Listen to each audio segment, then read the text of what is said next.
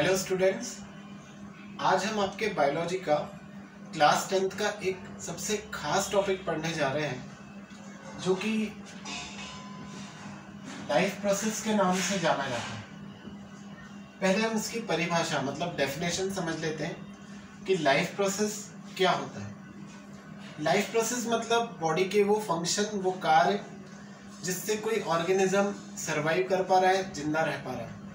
या दूसरे शब्दों में बोले तो बॉडी के वो फंक्शंस, वो प्रोसेसेस जो किसी लिविंग ऑर्गेनिज्म के बॉडी के अंदर हो रही है। Means the life processes are the functions of the body which are occurring inside the body of an organism, or in other words, life processes are the functions that make the life of an organism possible. Functions of body, हमारे शरीर के वो कार्य, वो function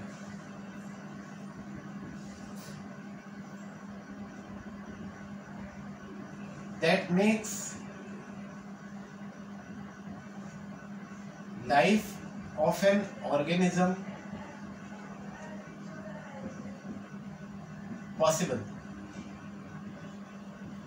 हमारे body के वो functions, वो कार्य जो हमारी लाइफ को पॉसिबल बना रहे हैं, संभव बना रहे हैं, या फंक्शंस या process that occur inside body of an organism.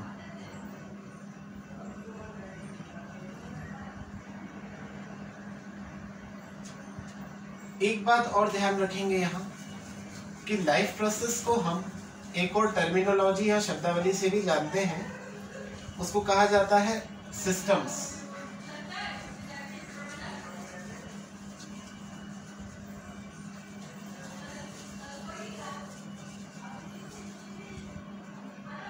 मतलब लाइफ प्रोसेस का एक नाम और हो गया कि लाइफ प्रोसेसेस और सिस्टम्स। ह्यूमन बॉडी में टोटल 14 लाइफ प्रोसेसेस हैं। Human body has nearly 14 different type of life processes and each of them is important. वो सारी इंपॉर्टेंट होती हैं, 14 की 14। सिर से स्टार्ट होती फ्रॉम हेड। पहला जो लाइफ प्रोसेस है, जो सिस्टम है, जो ह्यूमन बॉडी का है, वो ब्रेन और स्पाइनल कॉर्ड से रिलेटेड है, जिसको हम कहते हैं मानसिक तंत्र, मतलब नर्वस सिस्टम। यहाँ बच्चों को मैं एक चीज और बताना चाहता हूँ कि जो भी सिस्टम है, जो भी लाइफ प्रोसेस है, वो किसी ऑर्गन से पॉसिबल हो पाता है, अंग से हो पाता है। जिसे हम कह रहे हैं नर्वस सिस्टम, मानसिक तंत्र, तो इसका ऑर्गन है ब्रेन एंड स्पाइनल कॉर्ड।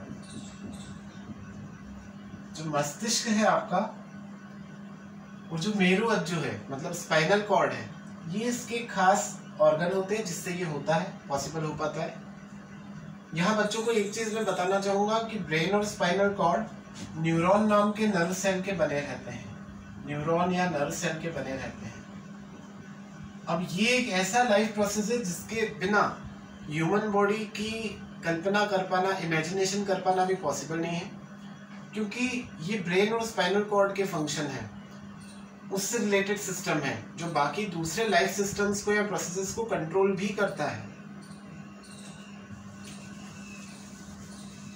जब हम हमारे हेड रीजन से नीचे की तरफ आते हैं, मतलब फेस रीजन की तरफ आएंगे, तो हमारे फेस रीजन से स्टार्ट होता है एक और important system, sensory system. Sensory system संवेदनाओं से संबंधित होता है। इसके ऑर्गन्स होते हैं जो आपके फेस पर हैं, आईज, नोज, ईयर्स, टंग। अब इनमें से हर एक का अपना कार्य है, फंक्शन है। जैसे आई का फंक्शन है विजन, दृष्टि। नोज का फंक्शन है स्मेल, जिसको हम साइंस में ओल्फैक्शन कहते हैं। ये एक ऐसा सिस्टम है ह्यूमन बॉडी का, ओल्फैक्शन, जो ह्यूमंस में रिड्यूस्ड है, ज्यादा डेवलप नहीं है। डॉग में सबसे ज्यादा डेवलप्ड होता है ओल्फैक्टरी सिस्टम, स्मेलिंग सिस्टम, जो नोज में है।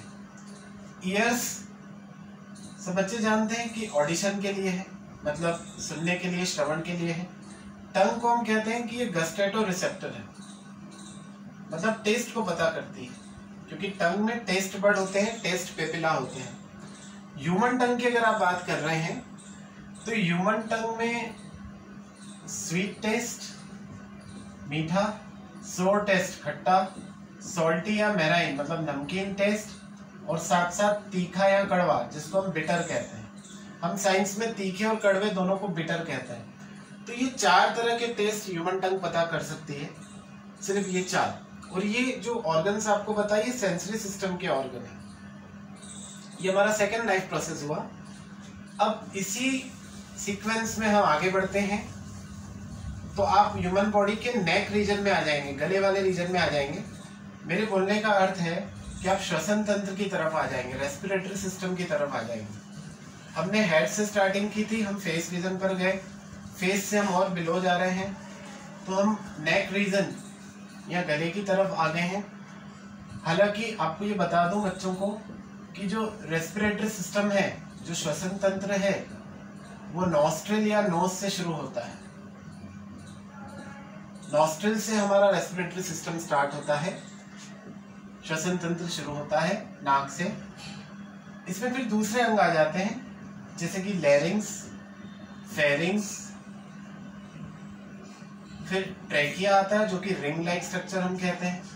फिर और आप आगे बढ़ते हैं तो ब्रोंकाई आती है, और फाइनली आता है एल्वियोलाई जो कि लंग्स के ठीक अंदर होता है।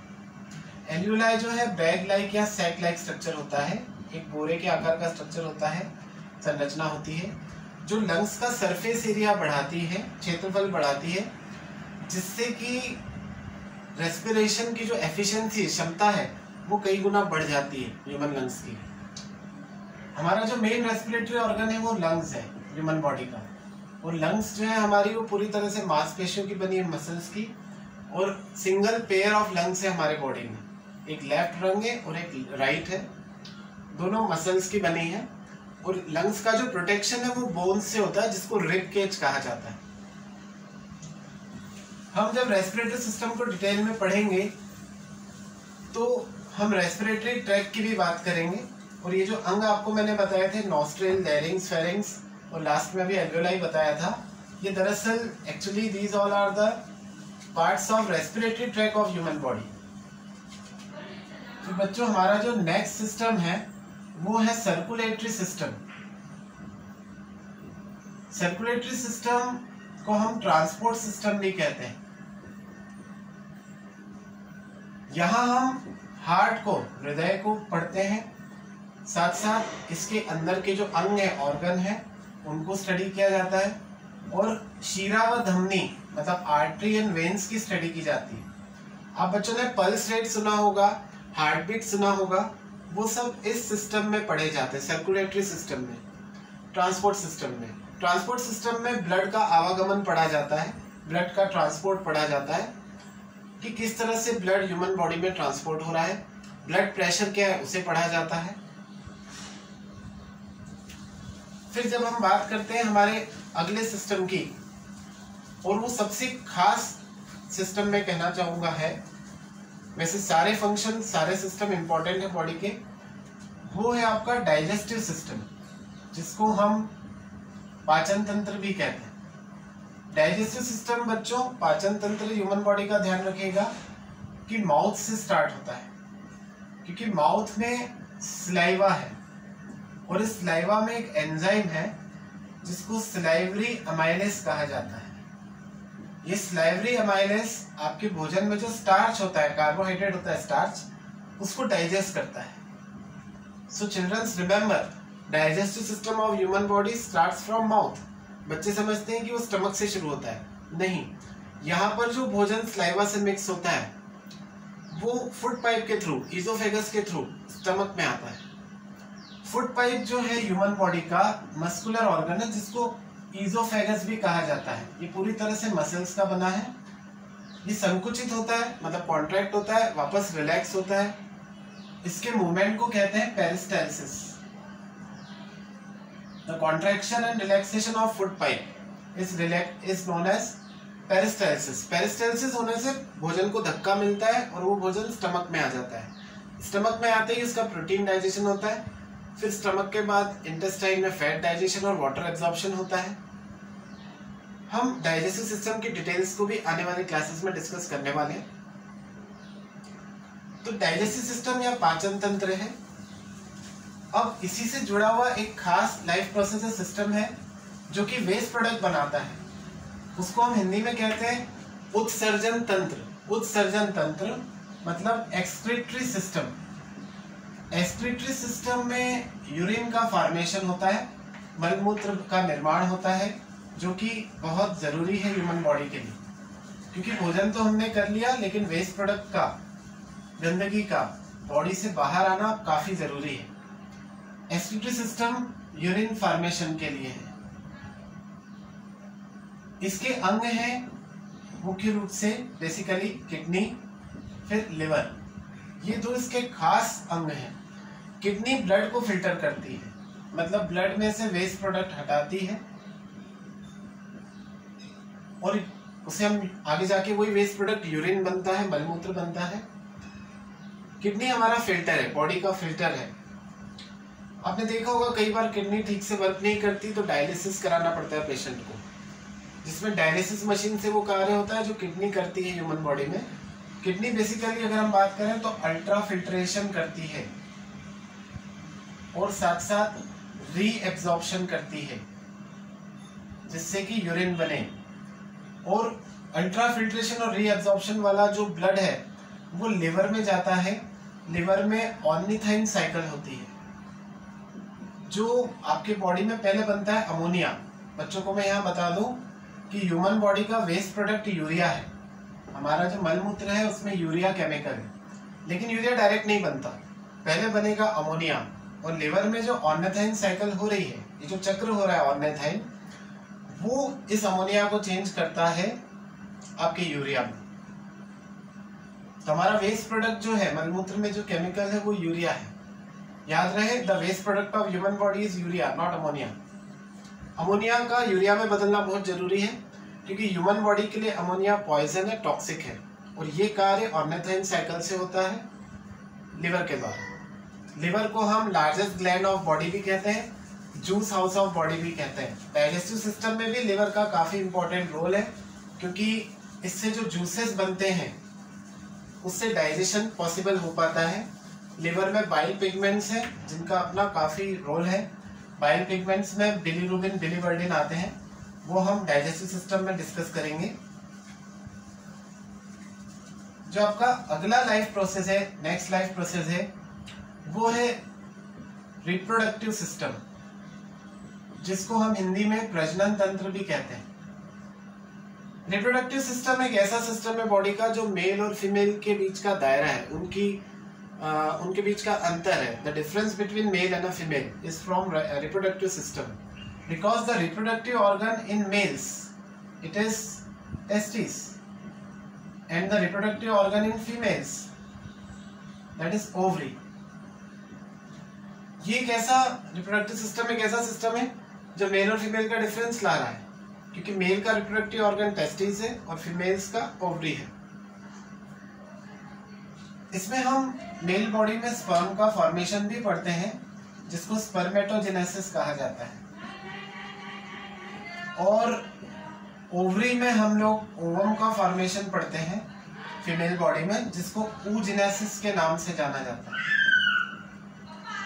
तो ये रिप्रोडक्टिव सिस्टम है ह्यूमन बॉडी के, जिसमें मेल और फीमेल का डिफरेंस आ रहा है। हम इसे भी डिटेल में लेंगे जब एक एक लाइफ प्रोसेस पढ़ेंगे, और इस दौरान एक खास जो सिस्टम है बॉडी का,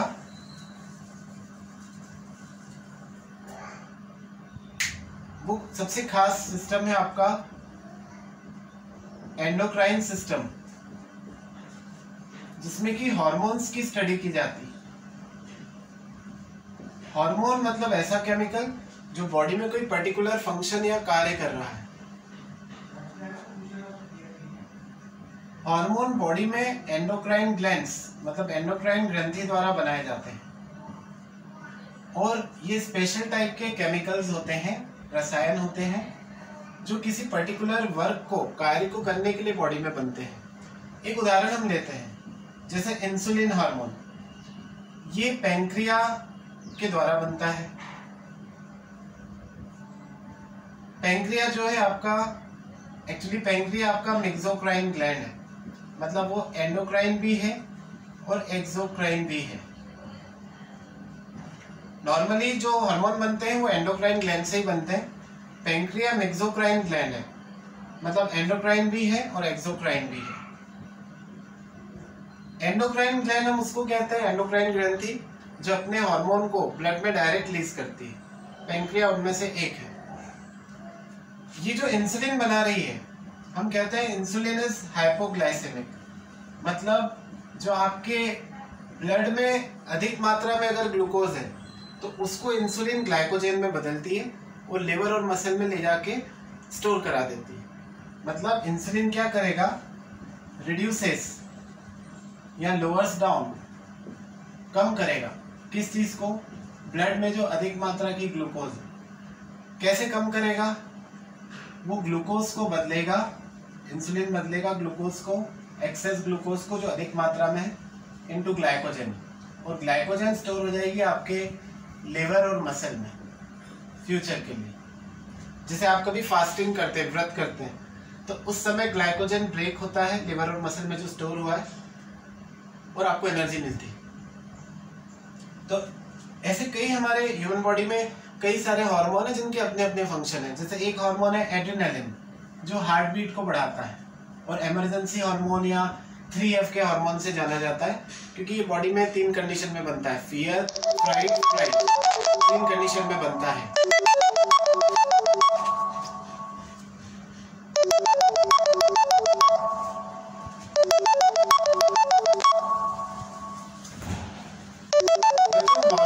और कई सारे हैं जो हमारी बॉडी में बनते हैं और डिफरेंट वर्क के लिए बनते हैं। 3 तरह के हार्मोन हमारे बॉडी में होते हैं। केमिकली अगर हम क्लासिफाई करने जाएं, वर्गीकरण करने जाएं, तो हमारे पास एक पेप्टाइड हार्मोन होता है। ज़्यादातर हार्मोन पेप्टाइड है, मतलब प्रोटीन नेचर के हैं, या यूँ कहें कि अमीनो एसिड के बने हुए हैं। फिर एक होते हैं स्टीरॉइड हार्मोन, ये दूसरे तरह का हार्मोन है। फिर एक होता है आपका नॉन स्टीरॉइड्स, और एक अमाइन हार्मोन होते हैं। तो बेसिकली 4 तरह के हार्मोन हमारे ह्यूमन बॉडी में बनते हैं अलग अलग ग्लैंड्स के द्वारा, ग्रंथियों द्वारा। जो हमारा अगला लाइफ प्रोसेस सिस्टम है, जिसका हम इंट्रोडक्शन की बात करने वाले हैं, वो है इंटेग्यूमेंट्री सिस्टम। इंटेग्यूमेंट्री सिस्टम में चमड़ी आती, स्किन आती। स्किन का बहुत बड़ा इंपॉर्टेंस है, रोल है बॉडी में।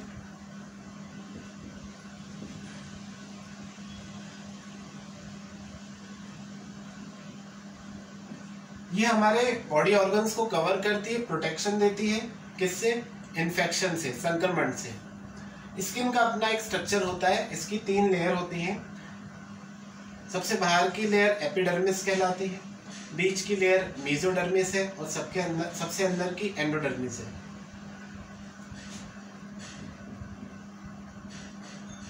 एपिडर्मिस सबसे बाहर की, फिर मेसोडर्मिस, और सबसे अंदर की जो है एंडोडर्मिस। एंडोडर्मिस में ब्लड सर्कुलेशन है। अगर आपको एंडोडर्मिस लेयर में इंजरी होगी, घाव लगेगा तो दर्द होगा। एपिडर्मिस में ब्लड सर्कुलेशन नहीं है, रक्त का संचार नहीं है, तो ये डेड सेल की बनी हुई है। हमारी आउटर स्किन डेड सेल की बनी है, उसमें संवेदना नहीं होती, इसलिए एपिडर्मिस की इंजरी कोई इंजरी नहीं है, कोई घाव नहीं है, वो जल्दी ठीक हो जाता है। स्किन के कुछ खास फंक्शन भी होते हैं, जैसे